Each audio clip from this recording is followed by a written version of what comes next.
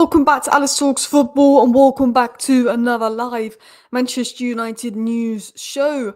Apparently, Zirkzee has said yes to a move to Roma. Reports coming in that Manchester United are close to a €50 million deal for Wolves midfielder Joao Gomez. Talks have progressed quickly. Joao Gomez wants the move. This could be Manchester United's first January signing, although I would say take the source with a pinch of salt. United are prepared to back Amass with another clear out to fund the next phase of their squad rebuild. United want two midfielders. Could Joao Gomez be one in January? Could Elliot Anderson be the other in the summer? Obviously, big reports coming out that United are ready to go all out for Elliot Anderson. They're ready to make him the priority. They missed out on Declan Rice. They don't want to miss out on the guy again. It was also said that United are considering potentially adding a new goalkeeper and wing back, but that may depend what happens with the loan moves of Vitek and Harry Amass. There was a rumour that Harry Amass could be recalled to play left wing back in the January window. He's doing phenomenally well at Sheffield Wednesday, but I think United want to keep him there for the season. It's really good for his development, and United are just delighted with how the loan has gone so far and how he's not been distracted by the off the field noise and improved his defensive game. He's looking like a mini Luke Shaw in his prime, and it has been said that Man United are privately targeting a top 6 finish this season. Look, I think we should be getting Europa League football at least, and if we don't, I think there needs to be serious questions over Amass, and we can talk about, okay, the squad doesn't try hard enough, whatnot. Yeah, look, the squad hasn't been good enough. Not all the blame should be on Ruben Amorim. I completely agree. But this team, I think, is good enough for Ruben Amorim to achieve Europa League football with. And I think if Ruben Amorim finishes something like 10th this season, then he needs to be sacked. I've seen some people saying, oh, we should stop sucking managers. 15th to 10th is progress. Cool, it is. But we've got one game a week, spent a load of money. We've got quite a good side. Yeah, it's not about sacking Amorim and bringing in a new manager and we're so much better. But we need standards at the club. Ruben Amorim has won 12 games in 12 months. Ruben Amorim's win record is half of that of Ten Hag's. Ruben Amorim's going to need time because he got given the worst Manchester United side that we've ever had. And if Ruben Amorim had won the last game, we'd be 5th in the league. But if you look at Ruben Amorim's year at Manchester United as a whole, he needs to show something between now and the end of the season, and he needs to be getting Europa League football. Because I think if we become 10th this season, yes, that's progress on 15th.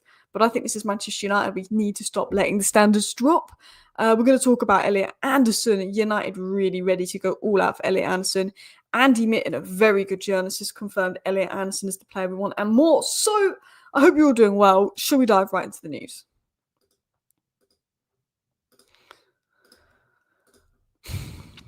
So, I want to talk about this. Vinny Jr to Man United. Not going to happen, and I don't want him. I'll be honest, I don't think Vinicius Jr is that good.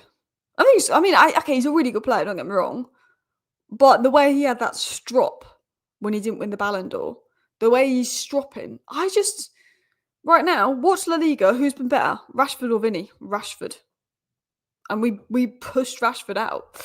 I think Vinny wouldn't do it. First of all, whenever Vinny's come up against Prem opposition, got pocketed by Conor Bradley, got pocketed by Jurrien Timber. Hear me out. I don't think Vinicius Jr is a top 3 winger in the world. I think he's got a bit of that Real Madrid PR. He had a good season in the UCL. He was in the Ballon d'Or conversations. Maybe that's an unpopular opinion, but I actually just think that Vinicius Jr is the type of player we need to avoid. You might think that's nuts. Man United avoiding Vinicius Jr, what do you mean? Ego, turning down 700k a week, falling out with the manager. You know? Mbappe's the star at Real Madrid. He don't like it. Mbappe's better. I think Vinicius Jr is a big red flag. Like the way he acted because he didn't win the Ballon d'Or, I thought was embarrassing. I just think we need to avoid those kind of players at United who want 700k a week, that cry because they don't win the Ballon d'Or, that fall out with their managers. You know, personally for me, I wouldn't want Vinicius Jr. I wouldn't. I'd rather I sign Semenyo than Vinicius Jr. And people might go, so why would you pick Semenyo over Vinicius Jr? Because time and time again, United would go with a Vinicius Jr. and a Semenyo would go to Liverpool. And then we'd be saying years' time, oh, he's flopped at us and that guy was so good. Why didn't we go for him? We've gone for big names in the past. Jadon Sancho flopped. Anthony flopped. And obviously they weren't as big as a Vinicius.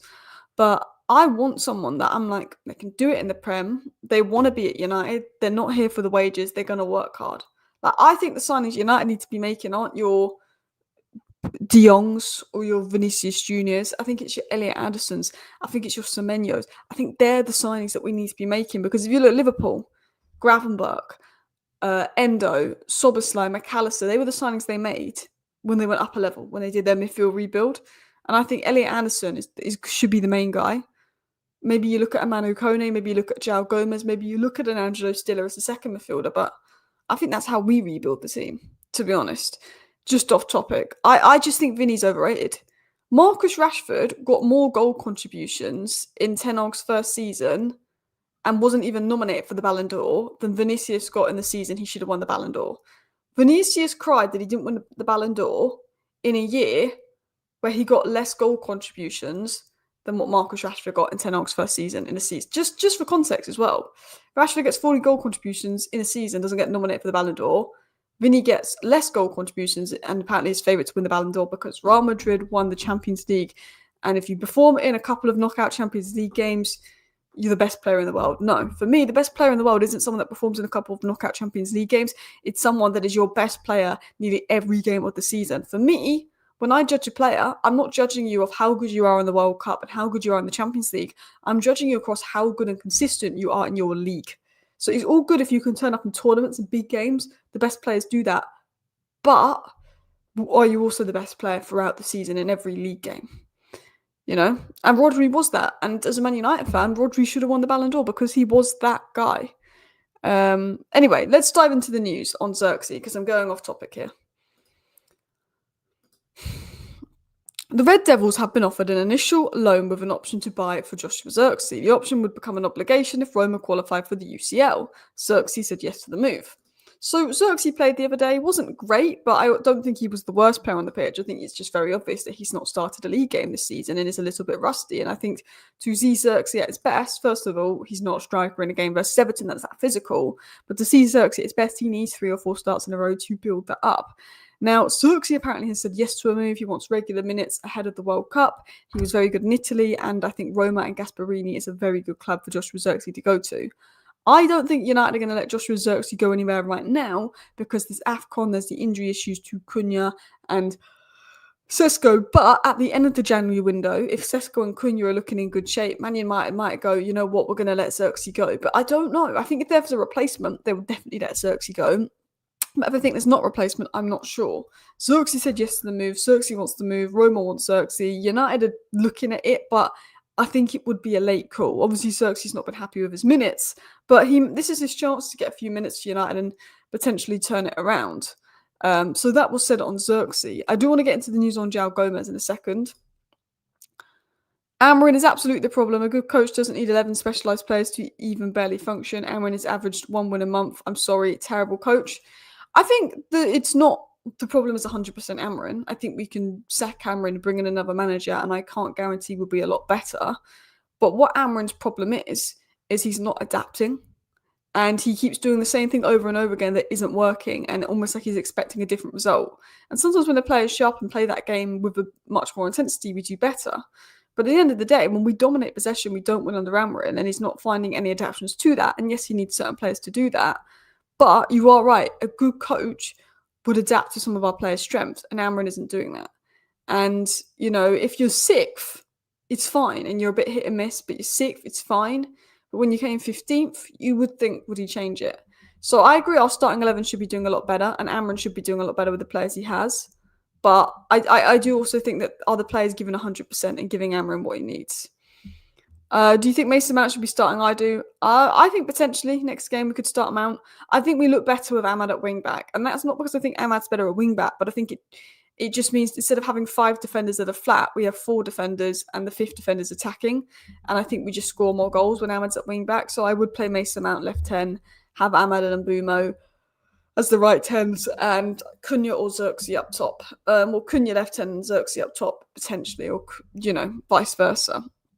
But I agree. I think we need Ahmad at wing back and maybe Mount or Cunha at left 10 next game. As a 25-year-old fan, this team continues to be embarrassment. I just think going back to this comment, we've won 12 Premier League games in a year. 1 win a month is terrible. The standards of this club has dropped. And look, I don't want to completely fire on Amarin because if we beat Everton, we would be 5th. Like that is a fact. We would be 5th. but I did tweet it. The standards of this football club is bad.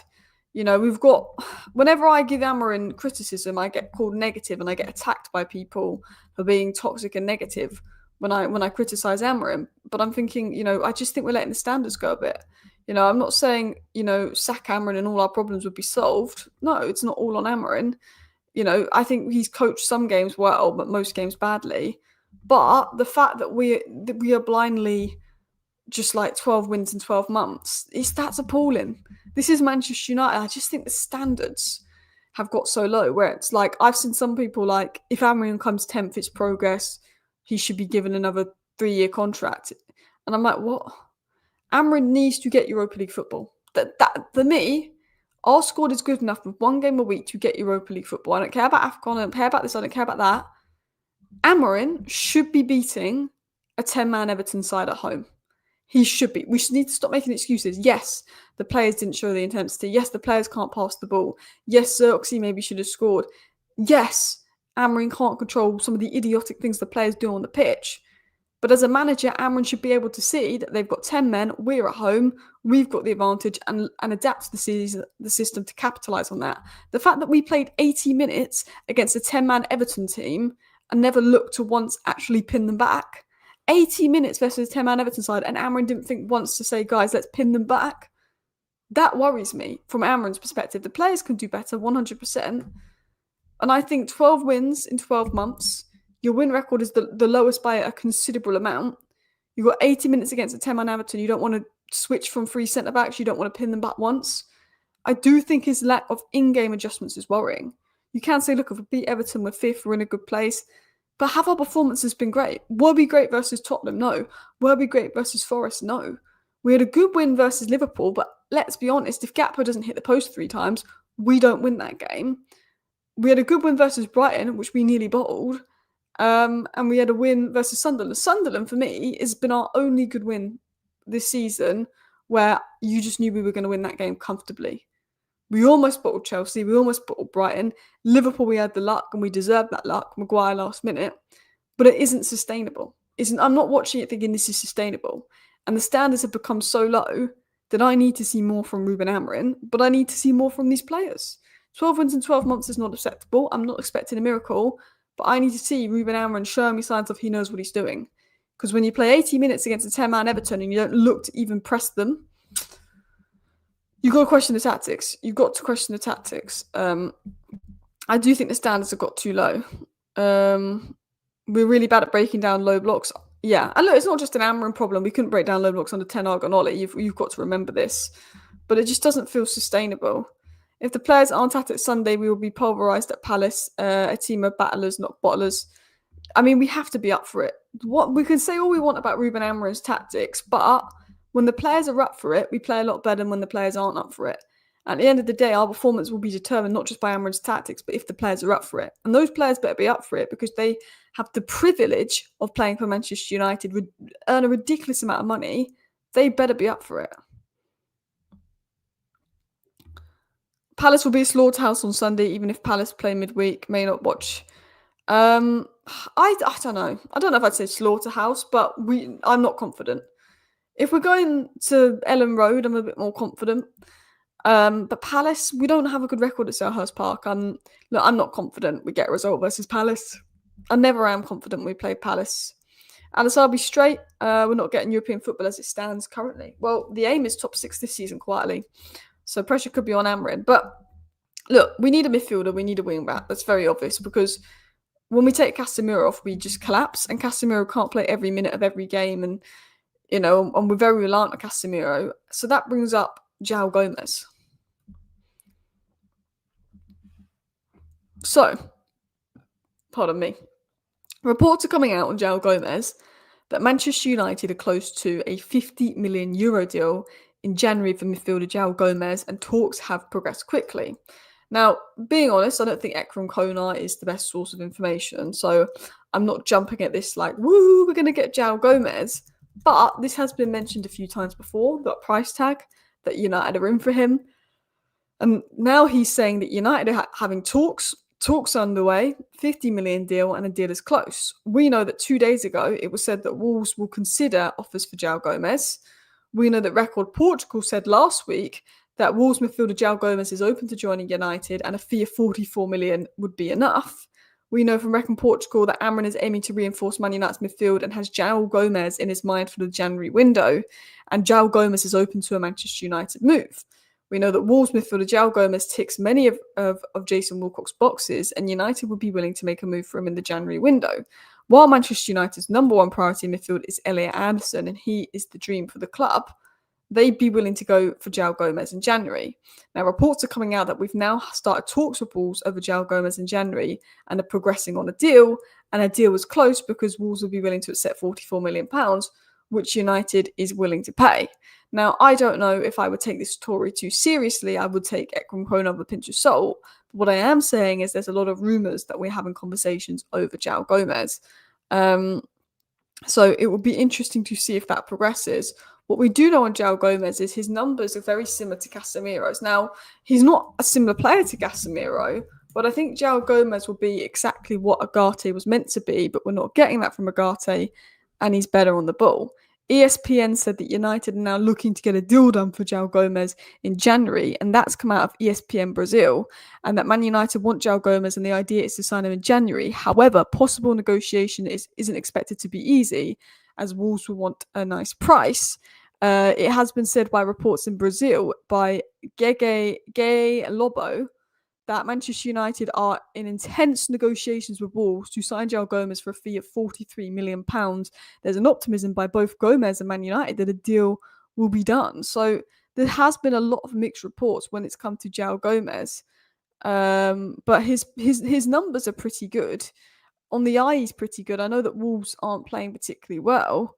But his numbers are good. He is a good player. And I think that he could give us what Agate was meant to give us and didn't give us. And that is actually someone that, if we take Casemiro off the pitch, might stop us from collapsing. And reports in Brazil are saying we plan to sign him in January. Trivela came out literally 2 days ago and said that United are in advanced talks to sign Joao Gomez. A lot of reports from Brazil and Portugal, weirdly, are saying we're in advanced talks for Joao Gomez. We're secretly in talks with Wolves. We're looking to get this deal done. 43 million is the fee, and that United are pushing it. So it'll be interesting to see if that is true. It's not come out from an Ornstein or Romano or tier one source of information, but a lot of sources of information have come out and confirmed that yes, United do have this interest in Joao Gomez. Wolverhampton midfielder Joao Gomez has had his head turned by interest from United. They will still face a battle to get him in January, but he's completely sold on the move. He just needs the two clubs to agree on a fee, which will need to be close to 50 million. It's all being reported. So there's a lot being reported on Joao Gomez, but it's not being reported by Romano or Ornstein or anyone that's making me get excited about it. It's just being reported by general news. The Wolves midfielder Joao Gomez has had his head turned by interest from United. They will face a battle to complete a January transfer, but he's completely sold on the move. He just needs the two clubs to agree. La, la, la. There's talk that obviously Joao Gomez wants this move. But again, nobody's saying this is tier one, so it's not something to get excited about yet. What I will say is we're basically in December, minus 5 days. I do think you kind of know by mid-December if United are going to make that move. And United will want to get it wrapped up for early January if they're going to bring someone in January. So we will see. What happened on Monday? Players didn't show up. Players didn't give a crap. Ruben Amorim's tactically poor. That's what happened on Monday. Alice Amrin has to go, has shown any growth. We went from a Champions League team to a mid-table team. All of Amarin's doing well. I think Ten Hag played a part of us becoming a mid-table team. I know we were 4 points off top four when Ten Hag got sacked. But Ten Hag's recruitment made us... Ten Hag left us in a worse place than when he took over, and I didn't think that was possible at the time because of his poor recruitment. But I agree, Amarin has made us much worse than Ten Hag.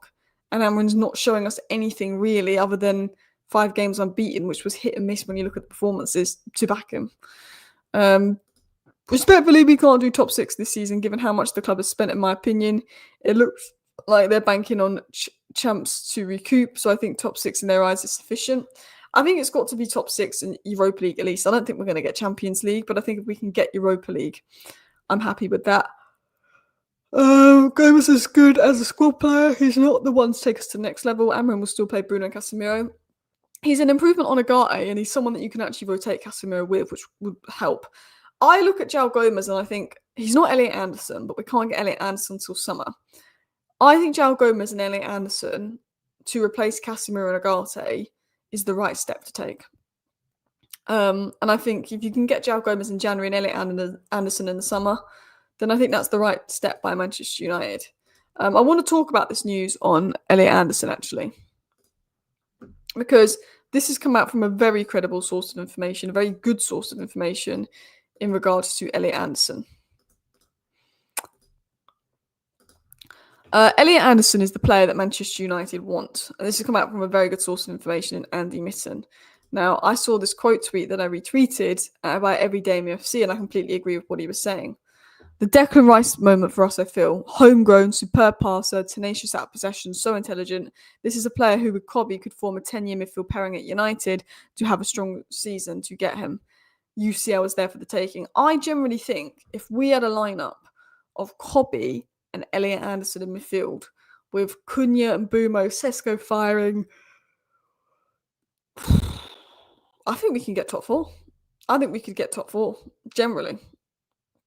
I think Elliot Anderson is the type of guy that could take us to top four side, which might be an unpopular opinion, but I think he could. I think, to be honest, let's say Bruno lets go and Casemiro goes and Amarin goes and we go back to a 4-2-3-1.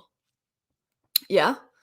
All right, Sesko striker, Cunha on the left, Bumo on the right, Mount is the 10, Elliot Anderson, Maino behind Mount. Luke Shaw or Amass or Dorgu at left back, Masraoui at right back, all better in a back four.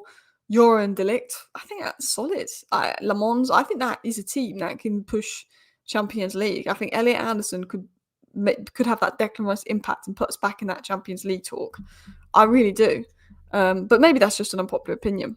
But I think Gomez and Anderson, Gomez for depth, Anderson be the real deal in the summer is what we need to do and who we need to go for.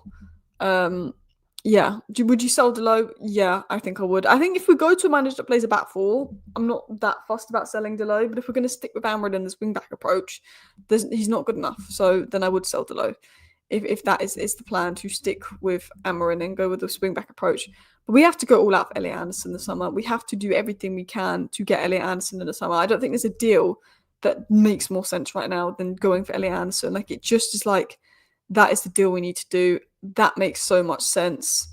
Do you know what I mean? Like, that, this is what we've got to do. We've got to get Elliot Anderson. We've got to get it over the line. Should we talk about other news and stories going about in regards to United? Because there's quite a few rumours going about at the moment. And one is on Harry Amass potentially returning from loan. Samuel Lutko said, Man United are considering adding a new goalkeeper and a wide player depending partly on the futures of loanees Rade Vitek and Harry Amass. Now, Vitek and Amass may return in the summer to compete with the current players.